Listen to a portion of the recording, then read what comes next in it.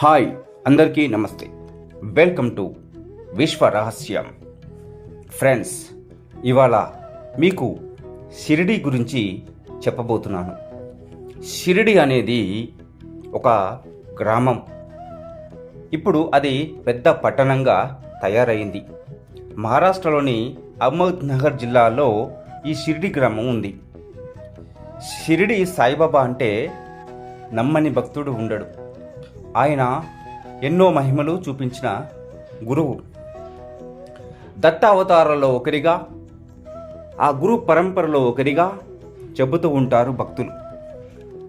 బాబా తన పాదస్పర్శచే పునీతం చేసిన ఆనాటి గ్రామమే ఈ షిరిడి గ్రామం.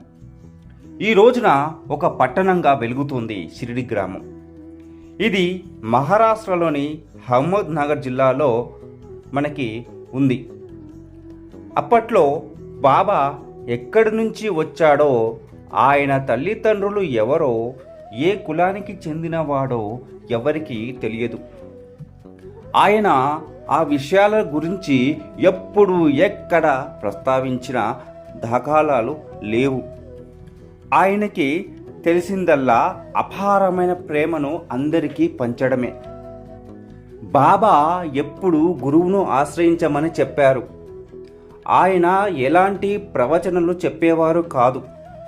అలాగే ఎవరిని తన వైపుకు తిప్పుకునే ప్రయత్నం చేయలేదు. మంచి మనసు, మానవత్వానికి మించిన సంపద లేదు అన్నట్టుగానే ఆయన జీవితం కొనసాగింది. ఒక పాత మసీదులో నివసిస్తూ దానిని ద్వారకామయిగా భావిస్తూ తాను భిక్ష చేసిన దానిలో కొంత మూగజీవాలకు కూడా పెడుతూ సంతృప్తికి మించిన సంపద లేదని చెప్పిన మహనీయుడు ఆయన.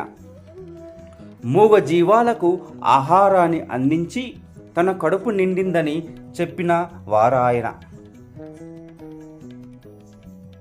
బాబాకి ఆ గ్రామంలో బాయిజాబాయి, తాత్య, మహల్సపతి, లక్ష్మీబాటు సిండే ఇలా కొంతమందితో ఆయనకి ఒక విడదీయరాని బంధం ఏర్పడింది. వాళ్ళంతా కూడా బాబాను తమ కుటుంబ సభ్యుడి మాదిరిగానే చూసుకునేవారు. ఎవరైనా ఏదైనా వ్యాధితో బాధపడుతూ వస్తే బాబా దునిలోని ఊదిని ప్రసాదంగా ఇచ్చేవారు. ఆ ఊది కారణంగానే అందరి వ్యాధులు, బాధలు నయమైపోయేవి. దాంతో ఆ చుట్టుపక్కల గ్రామాల వారంతా వచ్చి ఆయన దర్శనం చేసుకొని వెళ్ళేవారు.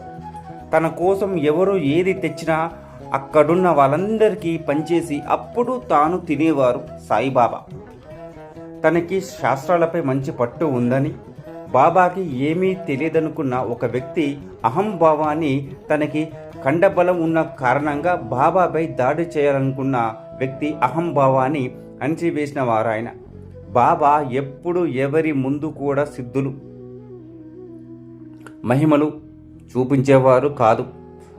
తనని నమ్మిన వారిని ఆయన కాపాడిన సంఘటనలను భక్తులు మహిమలుగా చెప్పుకున్నారు. ఎక్కడో ఉన్న తన వాళ్ళను బాబా కాపాడిన తీరు, అందుకు సంబంధించిన సంఘటనలు ఆశ్చర్యంగా అనిపిస్తూ ఉంటాయి. ఇప్పటికీ తాను ఉన్నాననే నిదర్శనలు ఆయన చూపుతూనే వస్తున్నాడు. ఒకసారి తన దేహాన్ని వీడి 3 రోజుల తర్వాత తిరిగి తన దేహంలోకి ప్రవేశించిన వారాయన. ఎవరికి ఏ దైవం ఇష్టమో ఆ రూపంలో దర్శనమిచ్చినారు ఆయన. తన భక్తుల ఆహ్వానాలను కాదని చిన్నబుచ్చకుండా అందరి ఇండ్లకు ఒకే సమయంలో వెళ్ళి ఆతిథ్యాన్ని స్వీకరించిన వారాయన. కుల మతాలకు అతీతంగా ఉత్సవాలను జరిపించిన వారాయన. అహంభావాన్ని విడిచిపెట్టి ప్రకృతిని, పసిపిల్లలను ప్రేమించమని చెప్పిన వారాయన. నీళ్లతో దీపాలు వెలిగించినారు ఆయన. ఇప్పటికీ షిరిడి వెళితే అప్పట్లో బాబా ఉపయోగించిన వస్త్రాలు, వస్తువులు అక్కడ మ్యూజియంలో చూడొచ్చు. ఆయన వాడిన తిరగిలిని చూడొచ్చు. అందులోనే కదా ఆయన పిండి విసిరి కలరాను కట్టడి చేసింది అనిపిస్తుంది. ద్వారకామయి, చావడి, లెండివనం, ధుని ఇలాంటివన్నీ చూస్తుంటే ఇక్కడే కదా బాబా తిరుగాడినాడు అనుకుంటూ అక్కడి నేలను కళ్ళకు అద్దుకోవాలనిపిస్తుంది. బాబా మూర్తిని చూసినప్పుడు కూడా ఆయన దగ్గరుండి ఆ శిల్పితో చేయించిన మూర్తి కథ అని ఆ రూపాన్ని మనసులో బంధించే ప్రయత్నం చేయాలనిపిస్తుంది. బాబా అనుగ్రహాన్ని పొందాలంటే ఆయన చెప్పినట్టుగా నడుచుకోవడమే మొదటి మార్గం. సాయిబాబా ఆయన చాలా మహనీయుడు, గొప్పవాడు.